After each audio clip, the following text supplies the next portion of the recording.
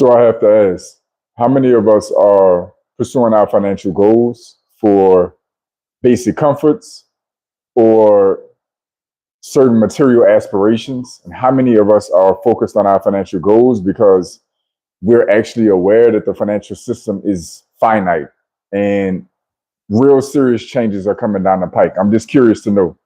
This live stream is going to be covering what I think many people might be asleep on, which is the fact that the financial system that we're in is one big experiment, and that the certainty that many of us rely on in the financial system is not guaranteed. There will be a financial reset of some sort. We're kind of going through one right now as we speak, to be honest.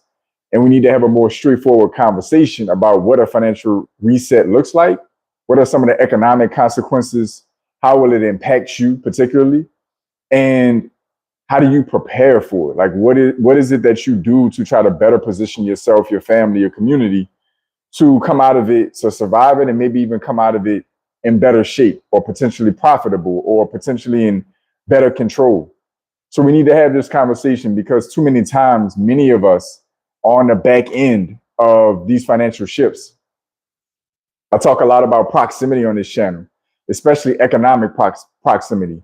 So basically to say, where you are in relation to big changes or moves or, shifts, opportunities, crisis.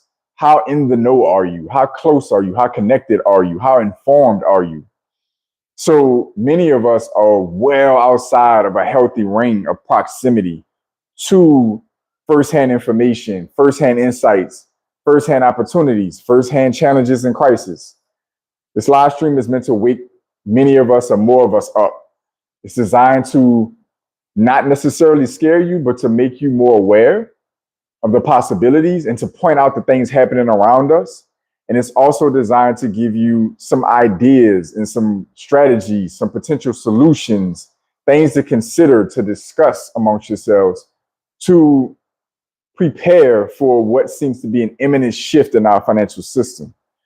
So one big focus point I want to take is, what does a financial reset look like? Or what are some of the economic concerns or signs of a financial reset, right? That's what we need to figure out. So we need to dive into the economic risks, the landscapes, trends, so we can have an idea of if we are experiencing it, so we can pivot or adjust accordingly. For all of you coming into the live stream, appreciate seeing y'all. Y'all make sure y'all leave a like, thumbs up. Let me know in the chat you're in the building.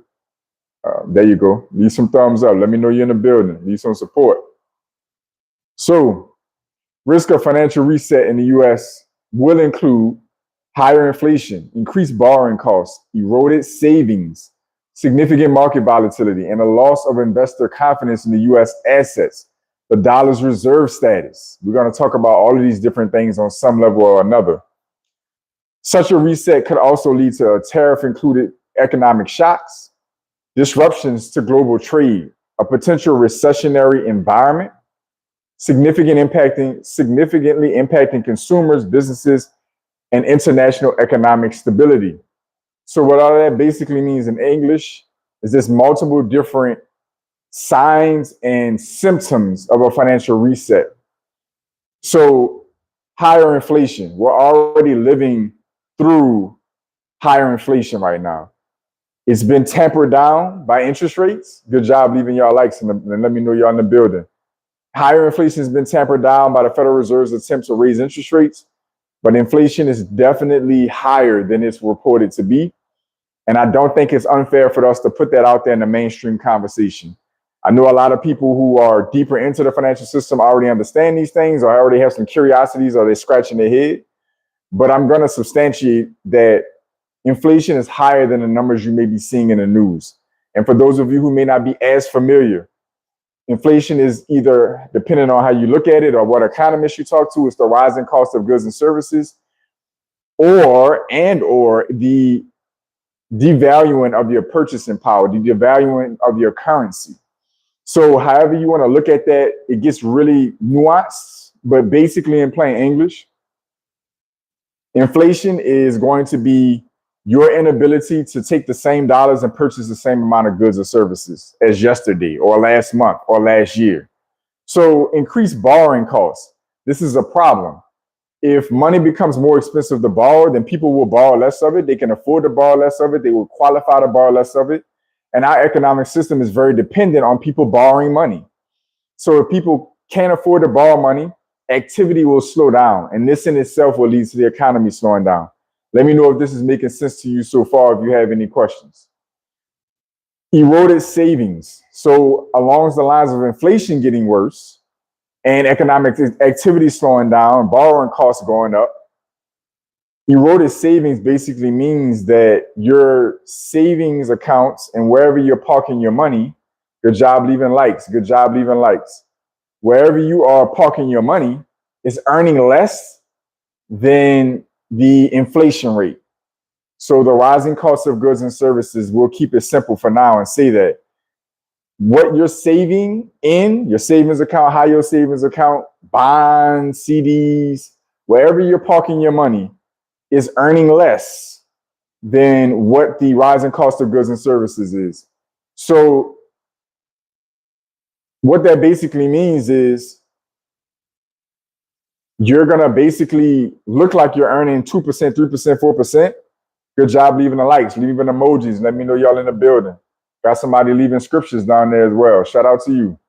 At the end of the day, that basically means that you are earning less than it's costing you. Good job with the likes. Good job. Good work. You're earning less in savings rates than your money is losing in value. Does that make sense? Let me know if y'all have any questions about that. Let me know if you have any questions. Even if you're watching the replay, comment, and I always come back and comment, reply to comments in the videos. Let me know if that makes sense to you. If I'm getting 3% of my savings rate at the bank, but inflation is 5%, I'm losing 2%. I'm down and losing 2%. Does that make sense so far? Good job. The next one is significant market volatility. So this is referring to the stock market predominantly, right? What this basically means when we talk about a financial reset is that the stock market becomes very volatile, becomes a very difficult place to find consistency and stability in growing your money, which is generally not a good thing. A loss in investor confidence in U.S. assets, that is huge. That basically means domestically here in the United States and internationally, because there's a lot of outside money in the United States.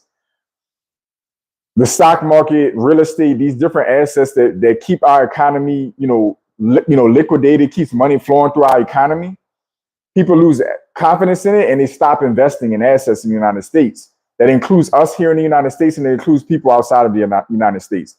Hang with me through this because all of this is going to make sense towards how this plays out to you and your money and your well-being, your family's well-being when it comes to a financial reset. So y'all just stay focused for a minute. The dollar reserve status. This is a huge economic advantage that we've had for some decades now that the United States economy is very dependent on. Our quality of life is very dependent on. And at the end of the day, if the dollar loses its reserve status and the United States has not positioned itself around that change, economically, policy-wise, the quality of life in the United States could drop a lot. Because what it basically means is a bunch of countries around the world are holding our dollar and spending and transacting around the world in our dollar. And that basically gives us advantages in our economic system, in the trade system, etc. If that changes, where people start to use other forms at scale, they start using other forms to trade in and buy and do business in outside of our currency, that will basically be symbolic that our dollar no longer has reserve status and is not backing every other currency around the world. That will come home to roost for us and change our quality of life in the United States. So these are all examples of really signs and symptoms that the financial system is struggling and could have to endure a reset. So higher inflation and interest rates, erosion of savings, loss of confidence, market volatility. For consumers and businesses, the impact could be reduced consumer spending. So that means you and I, as everyday people, don't have the excess funds to go out and buy goods and services at the rates that we normally would. So that means the economy is slowing down. Businesses are making less money. People are getting laid off, and the cycle continues. Because if people are getting laid off and businesses are slowing down, that means people are making less money. If they make less money, they can spend less money. If people can spend less money, then that is what's helping people make money. It's a vicious cycle. Hopefully you followed that just now. Business disruption. Businesses may face higher cost of imported goods and increased uncertainty, potentially dampening capital expenditures and slowing innovation. So this means businesses won't be able to expand. This means that, they won't continue to innovate and advance their businesses and grow it. Technology and innovations could slow down. That can slow down coming to market. So it's just a really bad economic symptom, right, of things going left.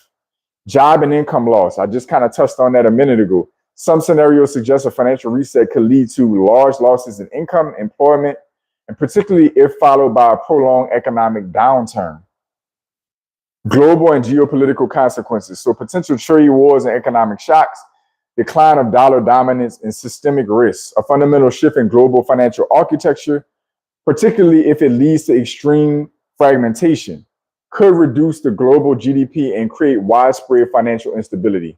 That's a lot of big words to basically say that the financial system the entire world is dependent on could come to a grinding halt, or, essentially create instability that will bring growth and economic activity to a halt, which is really bad for everybody. So, particularly for those of us who are in Black America, this is particularly rougher for us because when the financial system is doing bad, we're in a position, generally speaking, as a group of people, where we already have less, generally, right? We're down the totem pole on home ownership. Credit is already not in the best shape, generally speaking. We're already not in, job stability. We tend to get the most shockwaves in unemployment or layoffs. We got the least stock market participation, but the stock market participation we do have tends to be leaning into retirement accounts connected to our jobs. So if the stock market that and we don't really control what they're invested in very much. So if the stock market is struggling, there's not really great places to go for our retirement accounts, then that's a problem for us. So a lot of the financial and economic metrics that you can weigh a group of people by in the United States, in Black America, Brown America, we struggle the most. What that means is a financial reset, especially one that's not controlled and not like braced for or whatever the case may be, can hit us significantly harder. So magnify financial instability and wealth loss. Black families generally have less wealth and lower incomes than their counterparts, meaning that they have smaller financial cushions to weather an economic shock. So we have the least savings. We have the least assets, the least job stability, poor credit on average, leaves us really, really strapped to endure economic shock waves. Many of us have experienced this through COVID. We experienced it in the 2008 crisis. We experienced it more locally sometimes. Greater wealth destruction. During the Great Recession of 2007 and 2009, median Black households wealth plunged by 53% compared to a 17% drop in our counterparts in this country.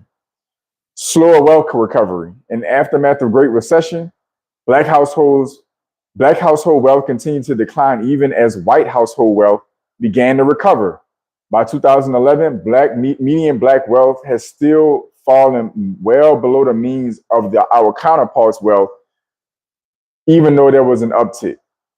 Insufficient savings. Many Black households lack liquid assets to cover emergency expenses for even a few months.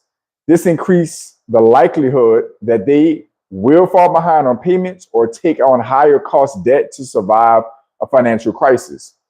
So what that basically means is many of us are not prepared to withstand financial hardship for weeks to a month or two at a time. Sustained financial hardship, where you're talking about quarters, meaning months, 3 months, 6 months, 9 months, 12 months, 15 months of economic downturn would drown many Black households. We don't have the savings for it. We don't have the economic capacity to sustain it. Disproportionate impact on housing and home ownership. When some of these financial shifts come along that I talked about a little bit earlier, they're going to like higher borrowing costs, increase inflation. These things will make the wealth gap when it comes to home ownership even broader, because that means that inflation can mean that the price of homes could be going up. And in order to combat inflation, you end up raising interest rates, which increases borrowing costs. So that means the mortgage rates could go up. We're experiencing some of that right now. If that happens, then homes become that much more unaffordable or less accessible for us. So historically, Black borrowers have been more susceptible to predatory subprime loans due to discriminatory lending practices. When the housing bubble burst, Black homeowners were more likely to face foreclosures. That was back then. That is not as much the case now. It doesn't mean things are perfect, but there's a lot more laws and regulations in the banking system. Greater loss of home equity, erosion of generational wealth. The devastating loss of home equity reduces a family's ability to pass wealth through inheritance or by assisting the next generation with down payments. Big deal, because now you're talking about disrupting the entire, supply, your entire lineage. If you go through a sustained economic shockwave that hits stuff like your employment, your equity in your home, so on and so forth. More severe labor market consequences. We talked about this as well. Oh, James Murphy, what's going on, Chief? Good to see you. Good to have you in the building. So when we talk about more severe labor market consequences, during economic downturns, Black workers experience higher rates of unemployment, longer periods of joblessness, and slower reemployment during recovery periods. So for the entire country, you're dealing with an economic set of circumstances for large swaths of the country, rather, that will create hardship for everybody, almost everybody. You have a particular segment of American society in Black America and portions of Brown America that experience harsher conditions in the labor market. So last to hire, first to fire, concentration in at-risk sectors, greater income volatility. So these are some of the potential fallouts from labor market conditions under the economic cycles that we just talked about. Increased reliance on riskier forms of credit, so higher interest debt, higher debt payments, compounding effects of systemic inequalities, reinforce systemic barriers, and widens the wealth gap. So what that basically means is everything that's already bad gets that much worse. And so what this boils down to is we are already facing shockwaves in the system. I achieved my annual goals at work and reached a 3% bump on my yearly income doing the work over here. Shout out to you, James Murphy. I'm going to read that one out loud for everybody else that's catching the replay. One of my pioneers, James Murphy, I achieved my annual goals at work and received a 3% bump in my yearly income. We're doing the work over here. You are absolutely doing so. You are absolutely doing so. Make sure y'all leave a like as y'all come in the building. Make sure y'all leave a like. That is absolutely correct. We're going to be talking about the value of positioning yourself with your career in this live stream deeper. So basically, we're talking about a scenario where things will be rough for many people around working class, Main Street people around the country as it is. It will get particularly rough for those of us that are further away from the sphere of influence and have further proximity away from the wealth opportunities in this country.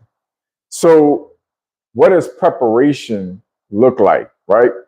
That's a good question.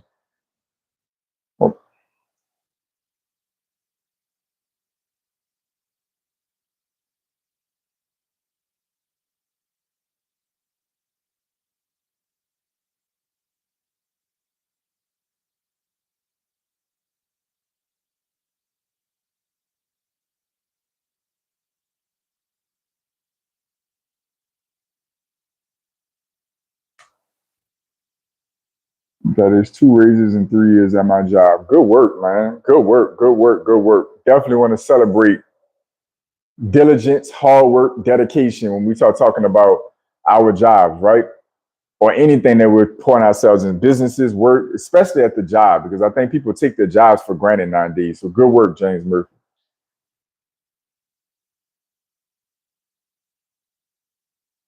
Just pulling up something that I wanted to cover about how to prepare. How do we prepare? All right. What does the preparation look like? Yes, good question, sir. How do we proactive in our life? That's the question, James Murphy. How do we prepare? What does preparation look like for the economic reset? In order to talk about this, because you're gonna have some generic answers if you look this stuff up, right? Like build a budget, build an emergency fund. All of those things are well and cool. I'm not knocking those things. You know, lower your debt, increase your income, build an emergency fund. Those are some of the basic things you're going to see. When we start talking about real life scenarios of economic shifts, like really start talking about things getting ugly in front of us, right? Which they're kind of rough right now, depending on where you are in the economics, you know, food chain or in the spectrum. But we're talking about broader systemic shakeups. We're talking about financial resets that overhaul our system or, you know, send shockwaves through the economic system, even globally. Looking at the environment right now, I have a question for y'all. Let me pose it this way. Let me start this segment off asking a question. How many of you truly believe the financial system that we are in today? And I mean that from the currency, I mean that from the way banking works, I mean that from job stability, everything you can think of towards the economic system right now. How many of you actually believe that it's going to look the same and maybe even between 5 to 7 years from now? Even 5 to 7 years, something as recent as 5 to 7 years from now. Let me know how many of you believe that the economic system we're in right now is going to look the same. The banking system, the currency we're dealing with, you know, cash, all these different things. Let me know if you believe it's going to look the same in the next 5 to 7 years. I'll give y'all a second to answer that question.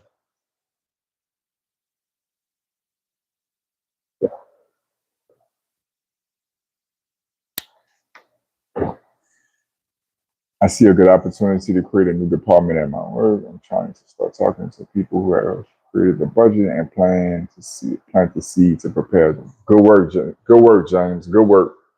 Good work. Keep pushing forward. What do y'all think about that question? Real quick before I get into that. What do y'all think about that question? Do you believe the financial system, job security, do you believe these different everything, the industry you're in, the companies you're working for, do you believe the economic system that we are in right now will look the same in the next 5 to 7 years? Well, I think we'll start transferring money in different ways. Yes, that is one thing that I believe will change in the next 5 to 7 years or sooner. How we transfer money. Do you believe money is going to look the same? Is it just going to be cash as we used to seeing it and digital on the screen? Do you believe it's going to change? How do you believe it's going to change? And I'm asking these questions for a particular reason to segue into preparation, right? Like what does the next 5 to 7 years look like? We're not even going to go as far as 10 or 15 or 20 years because honestly, it's hard to envision the shifts we've experienced just the last 5 years has been shifts that you might not see for 15 or 20. So let's talk about that for a second. When we start talking about preparation, let's talk about those shifts. We've seen interest rates go to the lowest point that they've been in history and the highest point they've been in 20 plus years, all within about 3 or 4 years of each other. We've seen the stock market and the real estate market reach highs that have never been seen before.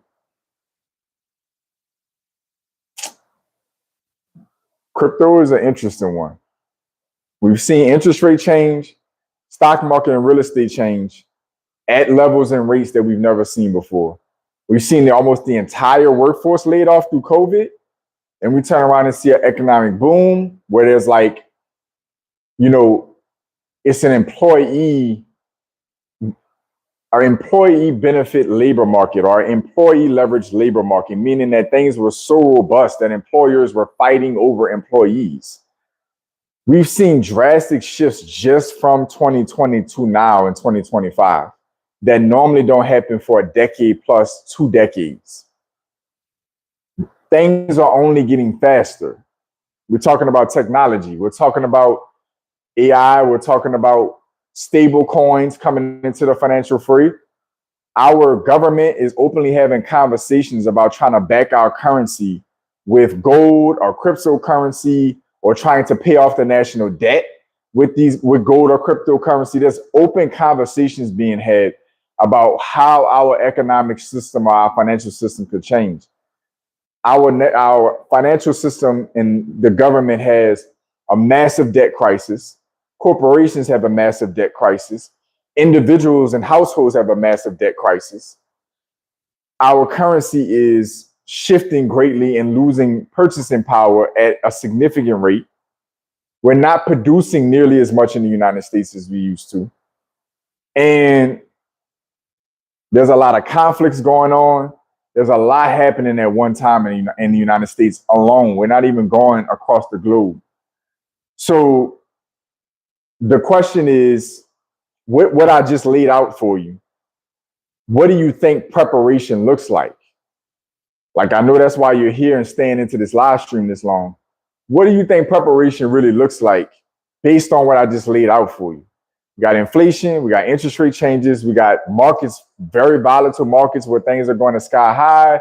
You know, we have labor market shifts that are happening in very short windows of time where you're damn near fully laid off and most of the workforce is getting unemployment, all the way over to a scenario where employers are fighting over employees because they're hiring so much.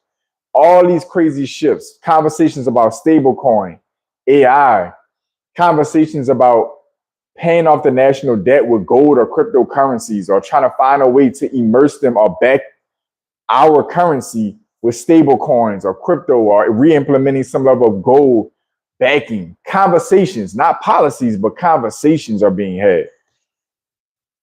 I work closely with the entitled search companies. Housing development seems to be a huge challenge at the moment. Yeah, housing shortage is a huge issue. That's another thing we're talking about. We're talking about asset valuations, the housing market going through the roof, generally speaking, in home values, because you have a shortage of homes, but you had more people that could afford to buy them up until interest rates got to a certain point. So this drove up housing prices. So what does preparation look like? Preparation looks like, number one, and I want y'all to start paying attention at this point and chime in along the way. Number one, preparation is going to be financial literacy and education. That is important because you have to be able to disseminate what is going on around you economically. If you don't have the financial literacy to understand what's going on when you turn on the news or when you scroll through your Instagram or your social media and you're seeing clips about things happening, if you don't have the ability to understand actually what's going on, then you're going to be one of the ones hit the hardest and hit the most off guard by financial changes and shifts. Financial literacy has to be amongst one of the most important things to prepare for a financial reset. Because if we don't understand the lingo, if we don't understand what's happening, you can't make other moves. You can't respond to what you don't know is happening. You know, if you don't understand how inflation works and what it is, then yeah, it sounds good when it comes out. It sounds good in social media clips or videos, but you don't actually know financial moves necessary to get out of the harm's way of inflation and how to benefit from inflation. If you don't understand, you know, the changes in banks taking on stable coins to transfer money, as one of my pioneers just said in the chat, how we're transferring money. If you don't understand how these things work when they're coming along, interest rate changes by the Federal Reserve, who the Federal Reserve is, what are the interest rate changes and how does it impact things? The debt crisis of the government is bringing in so many trillions of dollars a year in revenue, but it's in debt magnitudes behind that. And a lot of that debt is, you know, what's called funded and unfunded liabilities. So stuff like Social Security, pensions, these various things that our system leans on, that we lean on and rely on for retirement, for disability benefits. These things are insolvent for all intents and purposes. They're insolvent. So that basically means that even the US government that we're all relying on, that our currency relies on, the full faith and credit of the US government, that's an interesting statement to be on our currency. Because how credible is our country, our government, if it's insolvent? It brings in $5 trillion a year in revenue, but there's 30 or 40 trillion dollars in unfunded liabilities, and off balance sheet is worse than that. It's hundreds of trillions of dollars. Things that the government owes us as citizens or other countries, just to make it make sense. So with all of that being at play, and all of this debt has run up recently, by the way, a lot of us were alive when the United States was running, several $100 million or $700 billion deficits and stuff like that. That number has grown to trillions right before our eyes. There's more money in supply just in the last 5 to 10 years than has ever been in existence in the US economy. So we need to have real conversations about how things will shift, because it is absolutely undeniable that the financial system can't go on the way it's going on right now. And if it can't, then what the hell does that look like? Is anybody asking these questions? Are you asking yourself this question, or are you just thinking, I'm going to work the next 30 years and retire and pay off my home and put my kids through college like normal? Like that whole economic system that we're coming from, for people who were born in the 60s and 70s, that promoted this idea of normalcy and stability, and work 30, 40 years, retire, save up, everything's normal, kids go through college and just repeat the cycle. I don't know if we're going to have that in the next 10, 20 years. I don't know if that's going to look the same in the next 10 or 20 years. A lot of the things that the previous generations were able to rely on that contributed to that stability are not there anymore. But you tell me I'm working in the same company for a long period of time is a great preparation for achieving a higher paying. Absolutely. So listen, we're getting into this slowly but surely. I am absolutely all about taking your job seriously and growing within your job. I actually went on an entire rant on a previous live stream about how many of us neglect the benefits of our job. Your job is your first wealth builder.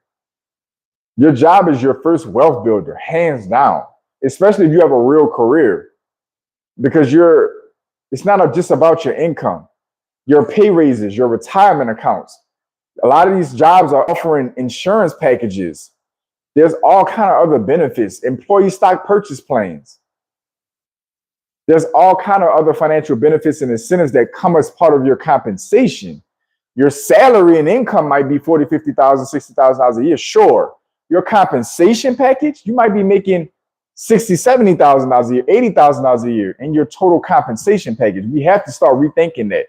All of that contributes to financial preparation, as long as you're taking the benefits of your job income, your retirement accounts, and snowballing it into the things we need to talk about right now, which is going to be owning the right assets, building community, strengthening your household, trying to control the means that we need to survive. So, I don't know, food production, owning some land, having skills. Who's going to fix the plumbing? Who's going to check on the electrical? If the financial system really goes through a hard time, I'm not talking about all out chaos in the streets, but I am talking about a scenario where things are out of the normal form of control that we're used to seeing. And communities are forced to rely on themselves significantly because the government is not able to perform and serve us the way that it's designed to do anymore. Who's going to be there in the community to make sure that there's somebody around that can work on the lights, that can work on the plumbing, that we have some input on our food supply? It doesn't mean we have to grow all of our food for ourselves. Maybe that would be great. But if we're in a scenario where COVID 2.0 and grocery store shelves are cleaned out, we've lived through this stuff. Get down in the chat and let me know down below how many of us have been through. We've all been, all of us are grown on here. We've been through COVID. I'm particularly from a part of the country that experienced natural disasters regularly. So let's think about hurricanes and tornadoes and fires. These things create scarcity. They create panic. Gas runs out. Grocery store shelves empty out. You can't order stuff online and just get it delivered. So let's talk about these things. Bro, every day I try to achieve some sort of goal at work. Opportunities are staring you right in the face at your job. Absolutely. I work a deal with my landlord. I got bucks off my rent. I work the yard. He's a great friend. The yard looks great. Yes. Smart move. So let's talk about these things. Let's take a second on the back half of this to talk about this. Good job leaving likes, leaving emojis. Good work. Let's talk about this for a second. We just laid out, I took the first 30 minutes to sort of break down what a financial reset or economic, basically economically desperate times look like in this country, or could look like in this country. Some of them sound eerily familiar to some things we're going through right now. So the question is, how long are we going to allow ourselves to be rocked to sleep? How long are we going to allow ourselves to be rocked to sleep and think everything's comfortable and kosher, that we can just continue to float along? I'm still very dependent and engaged with my W-2 job, even though I'm operating a business as well. That having been said, I leverage it to function in a way that starts to get me prepared if things shift again. Even if it's an acute situation like a COVID, acute meaning that a one-time, one-off type of situation. COVID, natural disaster. These things happen. They happen. What about civil unrest? Some of you are in parts of the country that have experienced serious civil unrest. It can disturb the environment. So financially speaking, yes, stable income, increased income, owning assets, that's great. Great backstop. But let's talk about owning precious metals. Let's talk about owning homes that actually have a little bit of land on them. If we need to start considering growing a little bit of our own food, storing water, storing supplies, storing first aid. What happens if things shift in a way? Again, I'm not talking about all out chaos in the street per se, but I keep referencing back. We have lived through cleaned out grocery store shelves. If you've been through a natural disaster, you've been in 2 and 3 hour lines for gas stations only for the pump to be out and empty. How many of you live in your own property? How many of you own a generator? How many of you can keep the lights on if things go crazy for a little while, if it's natural disaster or systemic? Our government has proven it will not be able to protect us all the time. It will not. Even when natural disasters come around, I don't know about y'all, but I live basically in Hurricane Alley, if you will. We witness every time a hurricane comes through, our government doesn't respond very well. Local, state, or federal. They're just not efficient. They're not. They're never ready. And it's something that comes around as a threat every year. It's a predictable season.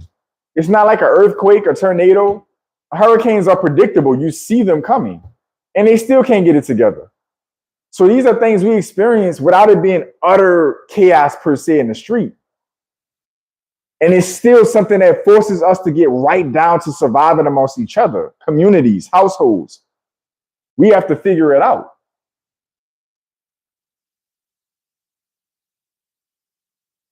It only takes a few emergencies to set you way back. That's a fact. That's a fact. Throw out a scenario.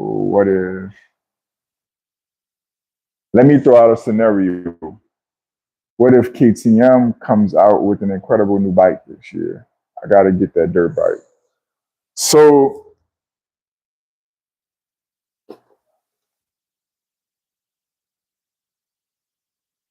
if we all stop for a second and reflect on the possibilities that the system as we know it and the stability in our environments as we know it could change at any given moment.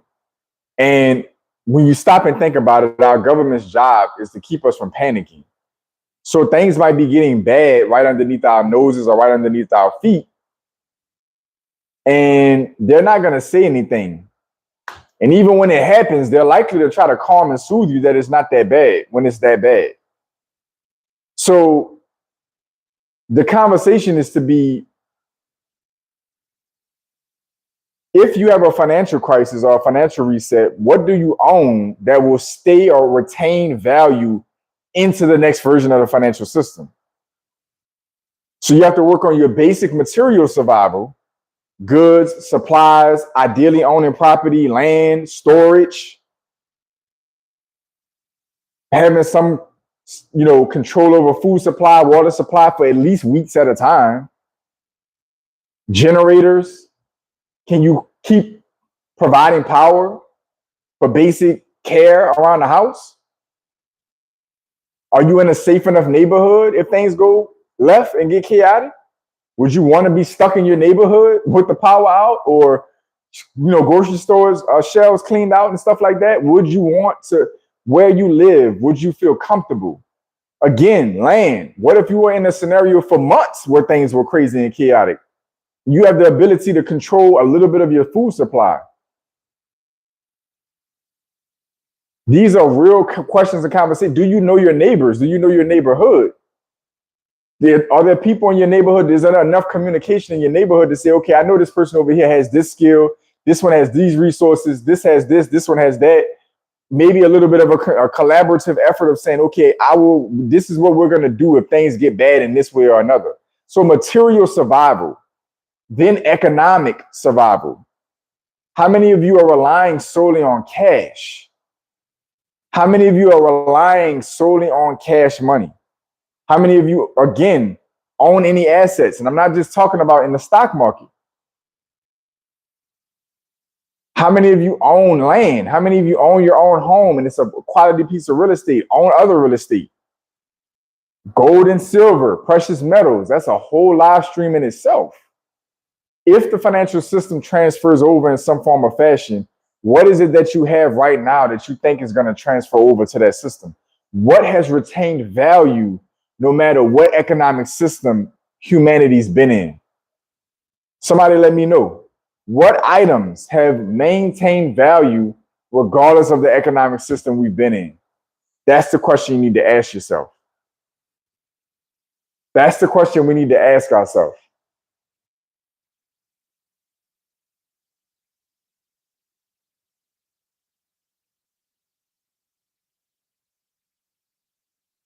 Yeah, that is a wonderful trait, James, when it comes to living in a small town, for sure. I've also moved to the outskirts suburbia of my city. I'm in an area that's far enough away. If the city gets chaotic enough, they can't easily get over here.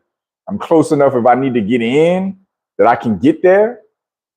But I'm out enough where it's small enough, but built up enough and quiet enough and safe enough where I would be reasonably comfortable if I were stuck here for whatever reasons. If things reset and got chaotic, whether that be economically, naturally, whatever, where I am right now is a reasonably comfortable place based on my environment, based on my neighborhood, based on my neighbors, based on the environment around me. I'm not saying it's flawless.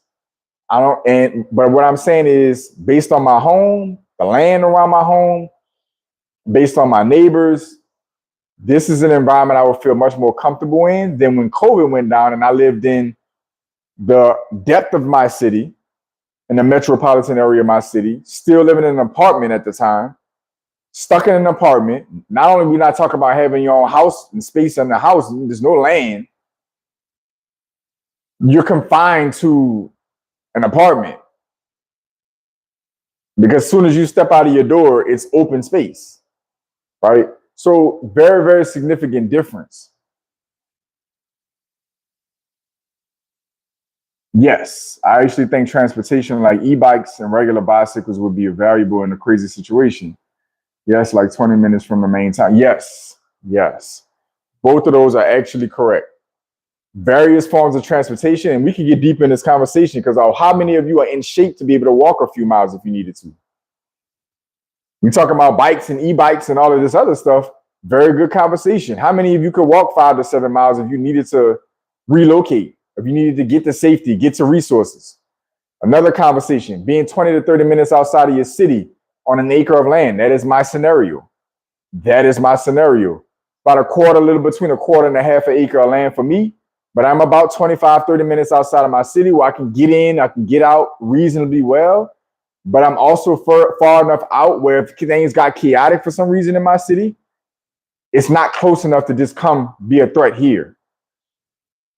So yes, you don't want to be so far outside of civilization that you know, around the crazy people or too isolated, but you're in a scenario where things are built up enough. There's resources, supplies, stores, neighborhood, community, but you're still far enough outside of potential utter collapse chaos that may take place in congested metropolitan areas.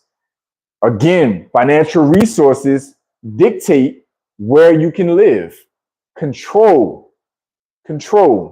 I'm working on whole home generators for my property. Only reason I didn't have one already, there's no gas in the subdivision that I'm in. So that damaged my ability to get a gas whole home generator in the property. So I'm working on alternative means, but I'm working on fortifying my environment. This is not my forever home, by the way. It's a nice piece of property, but it's not my forever home. But I'm aware at any given time, before I can make my next move, if things get crazy enough, do I have the means to hunker down? Do I have the resources? Do I have the financial resources to hunker down if need be?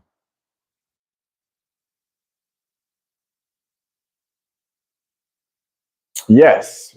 I think a huge resource that doesn't get enough time and attention is health and well-being.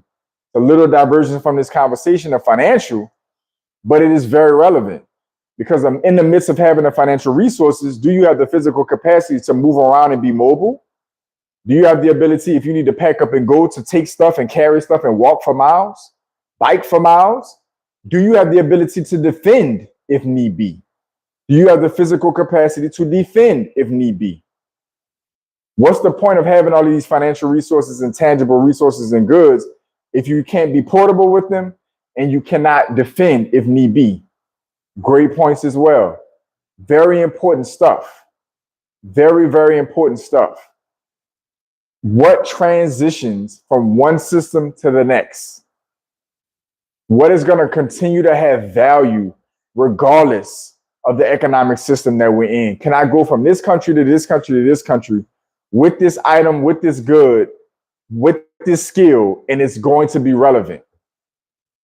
That's how you start thinking about a plan. Resources. What should I have? There's things you can answer those questions. There's things that humanity honors no matter where you are. No matter where you are in the world, there's certain financial resources, financial assets, skills that are valuable anywhere in the world. Anywhere.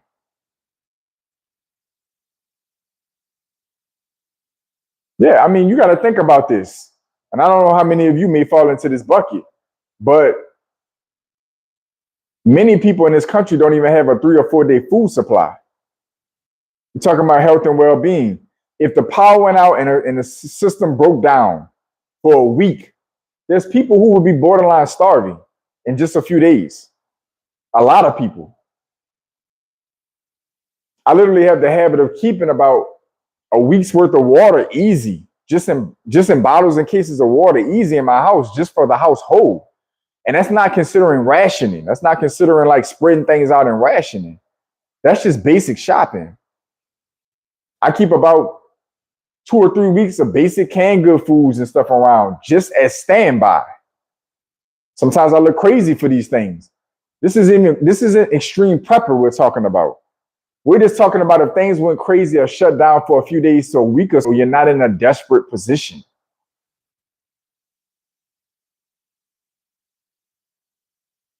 Yes.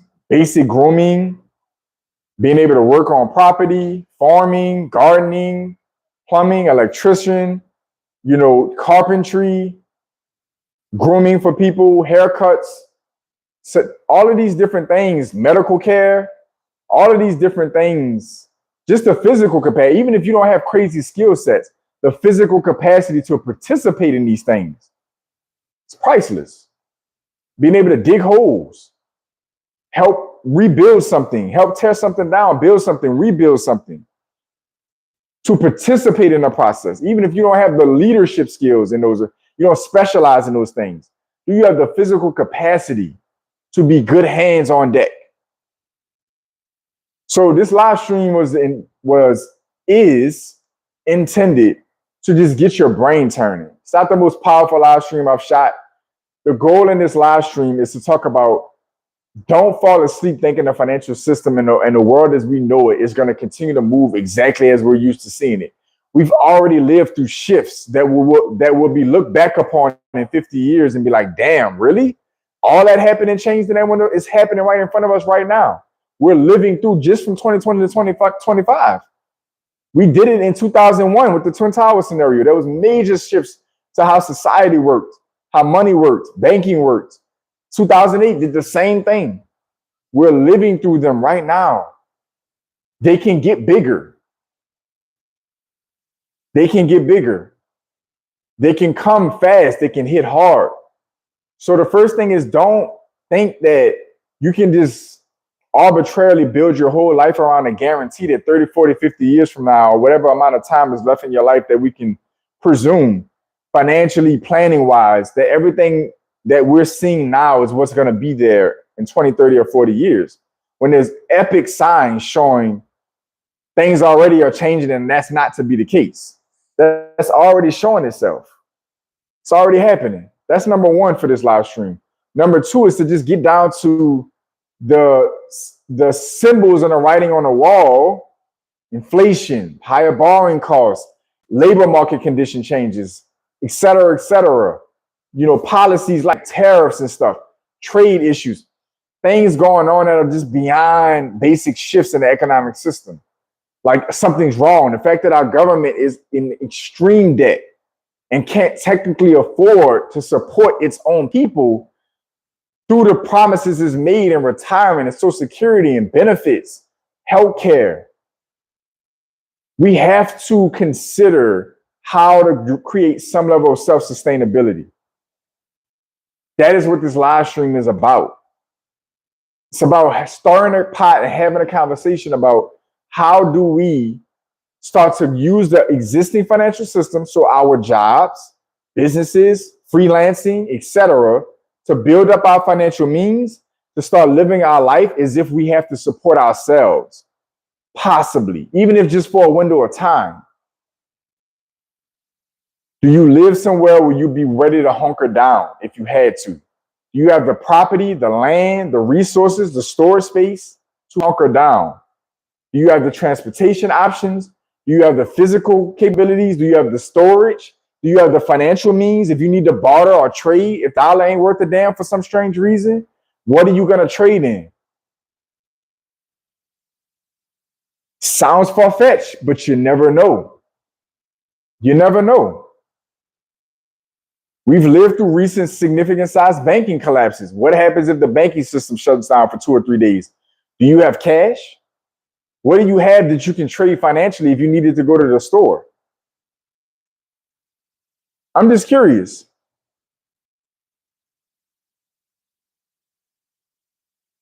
Yeah, for sure. Damn, I'm getting hype. Always move forward and learn new skills. That's a fact. Hey, go plant some peach trees and some apple trees in your yard. Nurture those trees and you'll be great returns. Absolutely. I've been thinking about watermelon, all kind of stuff. I got the space for it. And I got other lots that I want to buy in my given area in the next coming year or so. These are things that we need to start seriously having conversations about. And again, wasn't the most powerful live stream, but this is a live stream intended to wake us up, those of us that catch it. Don't say I didn't put it out there and sound the alarm, that things can, have already, and will change. We have constantly been faced with micro and macro level scenarios where we've had to sustain for ourselves, whether it was for a day or two, weeks, and potentially even months, depending on what you experience with COVID, natural disasters, whatever. The economic system can go through similar shockwaves. Banking system could get shut down. A major hack can go down. The electrical grid could go down. What is the plan? How do you continue to function?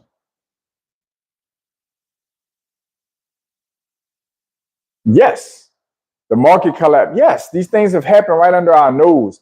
We survived them. They talked us through it, but we were going through some really, really tumultuous times. And a lot of us didn't. I remember I am shell shocked from COVID. And then on top of COVID, we ended up in my region having a significant hurricane, and I was displaced for 3 weeks.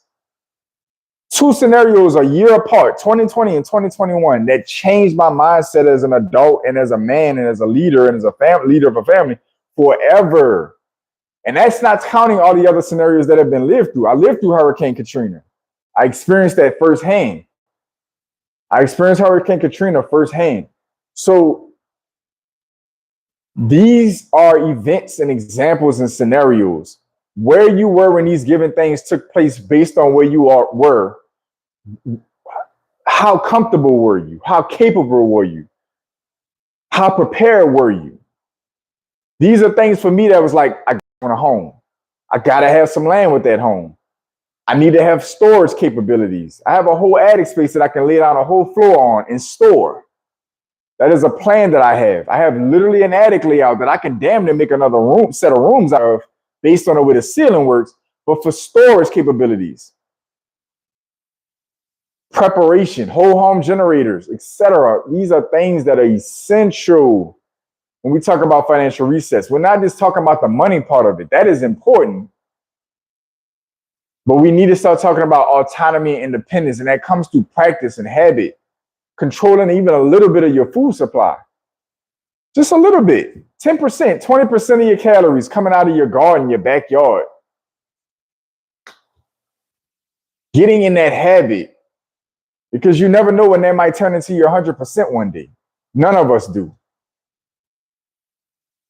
It's important to practice. Resilience is a skill you can improve on. It's an ability to bounce back through hardship. That's facts. I think you're 32 like me, and I've gone through similar events we've been through. Yes, I'm actually in my mid-30s, my friend. I'm in my mid-30s. You are just right on the money. A little bit older than that, but I am in my mid-30s. You're right on the money. These events have shaped my psychology drastically. Drastically. Because I'm like, COVID, I'm crammed in an 800 square foot apartment. Myself and 3 other people. Sucked.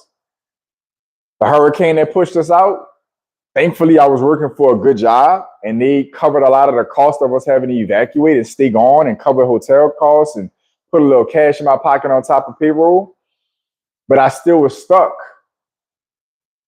Depending on that, in order to be able to stay evacuated when my city wasn't available. I ran out of my means very early on. My job literally saved my behind and my family's behind. I had to evacuate my disabled father, kids, missus, everybody, all of that, and survive on that for 3 weeks. Completely, after about a few days, completely dependent on my job to continue to foot the bill for the majority of that evacuation at the time. Just being transparent. Shaking back, getting on my feet, except COVID had just hit me hard, so I was in a financial and economic flux as is. Soon as you start to recover from that and get yourself stable a little bit, you have a natural disaster that pushes you out that you're not financially prepared for. Thankfully, I'm working for a great company that took care of us. I don't want to have to depend on that. If I had the financial means and the control that I have today or that I'm working towards, that should have been a 3-week vacation. If you want the truth, that should have been a 3-week vacation, but it wasn't. It was a three-week refugee displacement. Living out of a hotel, scrapping and monitoring how much you eat, watching how much you spend, wondering when you're going to be able to go back home. It gets uncomfortable staying in the damn hotel for so long. You can't cook like talking about it. There's all kind of things. The cram space. Should have been able to vacation for 3 weeks if I got my ducks in a row. Oh, they got a hurricane coming through? Cool. I got a Cool. I got the means to go shack up somewhere for 2 or 3 weeks. No problem. Nice suite somewhere, nice villa, Airbnb, whatever the hell. Maybe even have another property somewhere else. How about that? How about that idea? There's a whole other property in another part of the country. No problem. How do you prepare when these things come, when they happen? How do you prep? So any final thoughts, questions, or comments down below? I'm gonna wrap this one up. I just wanted to make this was really more of a thinker. It wasn't my normal, fully framed out live streams. But hopefully y'all understood the value of what I'm talking about. Hopefully it just like poked at you to understand the system that we're in is one big ass experiment. And a lot of it is just figuring it out along the way by the powers that be. There's not as many natural laws around the economic and financial system that we're in. So there's a lot of patching and putting in place based on what's working at that time. And reactionary policies, reactionary shifts in circumstances in the system. So that means our government, the powers that be that we're relying on to keep stability going, etc., they be off guard as we be in a lot of scenarios. They don't have the answers. And again, we experience these things. You live through natural disasters, you live through a COVID. They're trying to figure out what the best course of action is just as much as anybody else. Meanwhile, we over there relying on them and waiting on them. You're starving to death. You cram somewhere. You're out of resources. We pay taxes into the system. We pay all of these different things to be able to rely on the system. We invest in our retirement. We put money away in the retirement and put money up in Social Security. It's not voluntary, but we're doing these things, and there's no guarantee they're going to be here. Resilience is so important. It is extremely important. Strategy, preparation, and resilience. You need to be putting up taxes for yourself. You need to be putting up your own Social Security. That might be in gold. That might be in silver. That might be in land. That might be in food supply. Whatever it is, based on what's comfortable for you and makes sense for you. But to continue to think that things are just going to be perfectly stable, smooth sailing, and no financial hiccups, no major shock waves, it's just suicide. It's just suicide. It's quality of life suicide. You're asking to be in a very uncomfortable position for a very long period of time. So any final thoughts down below? Anything left for anybody that's left in the building? Anybody that happened to step through this on a replay? Any comments you can leave on the video? Y'all leave y'all likes, leave y'all super thanks, leave y'all super chats. Support the channel so the channel can continue to support you and continue to bring real world quality topics, conversation, information, guidance, etc., without again dragging you through a bunch of sales funnels and advertisements, etc. Just real raw quality information. Build yourself a redundant safety system. It means there's multiple factors to protect yourself, have multiple places to go in an emergency. That is a fact, James. You are nailing the chat tonight, good sir. You got it. You got it. You got it. That's it.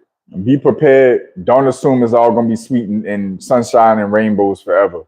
There will be shakeups. There will be shockwaves, and some of them may be permanent shakeups and shifts. Some of them may be short term. But you want to put yourself in a position where you're as self-reliant and resilient as possible. Economically, financially, literacy, community, health, resources, land, space, storage.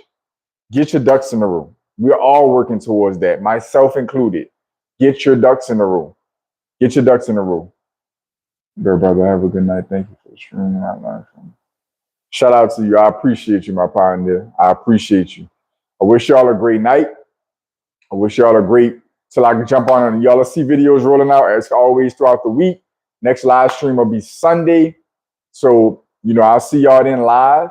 Other than that, y'all support the channel, support the videos as they come out. They'll be rolling out almost every day, whether it's a short post, long form, great information, great content as always, here to help empower you, to help inspire you, to help encourage you to be the best version of yourself financially, to be in the best shape possibly to avoid all of the distractions out there, and to put yourself in the best position by following the topics that are most relevant to your quality of life. So I appreciate y'all. To all my pioneers, welcome back. To my new viewers, welcome in. I want each and every one of you to stay focused, stay in motion. I'll see y'all soon.